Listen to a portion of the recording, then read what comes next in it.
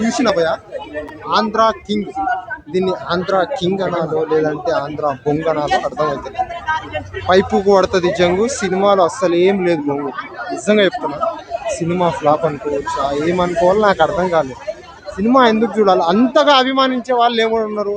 3 కోట్లు మరీ, తన యొక్క పేదరికంలో ఉన్న వ్యక్తి 3 కోట్లు మరీ అభిమానించే హీరోకి ఇస్తాడు అంటే ఎవరు నమ్ముతారు భయ్యా? ఏం లాజిక్ భయ్యా అది?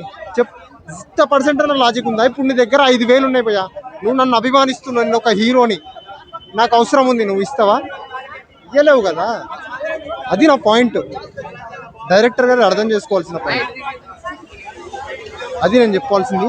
కింద మీద ఊపు ఆంధ్ర కింగ్ తోపు అన్న. ఇప్పుడే సినిమా వచ్చినా రామ్ పోతున్నా నేను కమ్ బ్యాక్ మూవీ చాలా చాలా బాగుందన్న.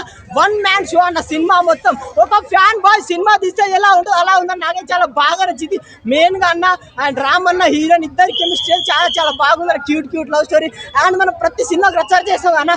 ఫ్యాన్ బాయ్ ఒక హీరో కోసం అతని లవర్ ని మర్చిపోతాడు, డబ్బుని మర్చిపోతాడు. అలా ఇలాంటి స్టోరీ ఆ మహేష్ బాబు డైరెక్టర్ గారు సార్ మీకు హ్యాట్స్ ఆఫ్ సార్. మా రామ్ ని ఎలా చూపించాలి అలా చూపించారు. అండ్ మెయిన్ గా మన ఉపేందర్ గారు, real star Upender is back. ఈ సినిమాలో మాత్రం వాళ్ళ క్లైమాక్స్ మాత్రం నాకు ఫ్యాన్ బాయ్ ఒక హీరో కలిస్తే ఆ ఫ్యాన్ మూమెంట్ ఎలా ఉంటుంది అలా ఉంది.